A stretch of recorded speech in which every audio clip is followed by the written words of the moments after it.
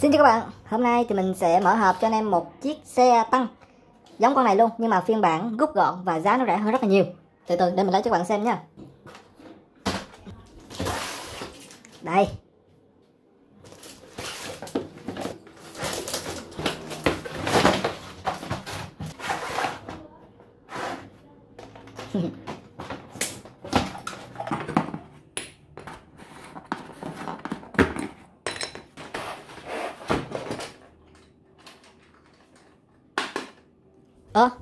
Bị mắc cái nắp các bạn. Ủa đùa chắc.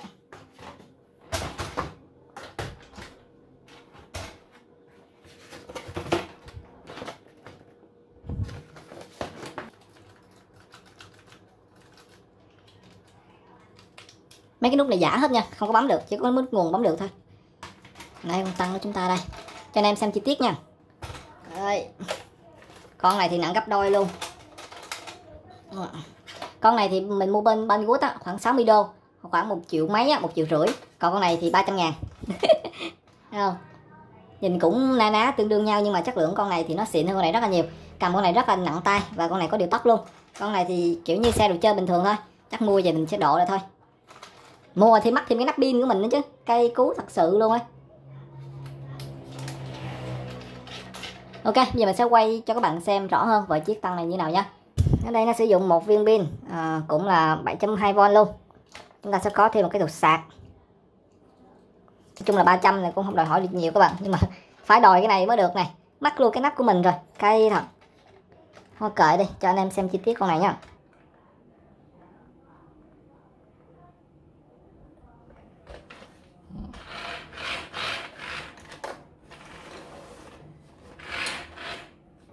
Bum, bum, bum.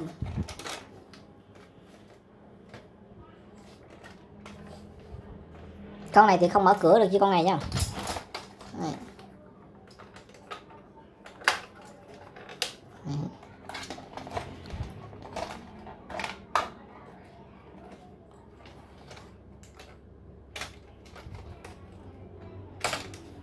Ok, thì mình sẽ lắp pin vào thử nha. Bây giờ mắc luôn cái nắp này nó chết đi chứ.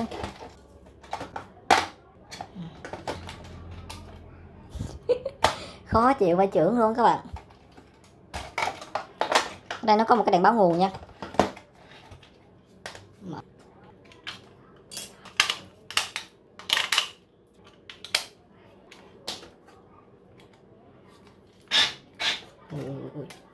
Ui. Không cũng được các bạn. Con này nặng, con này nhẹ thì nó tốc độ nó cũng chắc được ấy, chứ không phải là đồ sòn đâu, thử nha. Cũng chi về này nọ đấy, nhưng mà cái cục pin mình mắc cái nắp pin rồi nó ác đó chứ.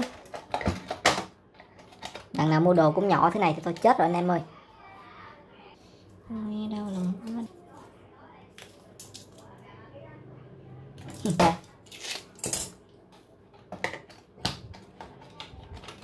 Rồi.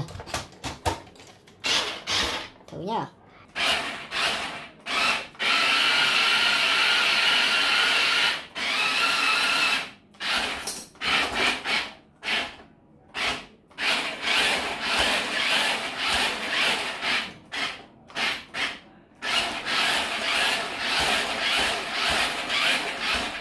Cũng bóc đầu được nhưng mà không bóc đầu bằng con kia nè.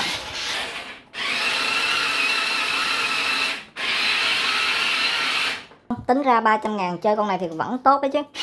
Giá khá là hợp lý, nhưng mà không muốn nói là rẻ luôn á. Hết pin rồi. Ngồi vợ trưởng pin chơi nhanh thế. Có lẽ là mình sẽ đi sạc, sau đó là mình sẽ đem hai con này ra kéo co và so sánh nó ngoài thực tế nó sẽ như thế nào nha. Mở hộp thì cũng chỉ như đó thôi. Anh em nào muốn mua thì có thể truy cập vào link kết ở trong phần mô tả video này nha. Rồi bây giờ mình sẽ đem sạc con này và con này để chúng ta sẽ cùng nhau so sánh xem con 1,5 triệu và con 300 ngàn thì nó sẽ như thế nào nha. Let's go.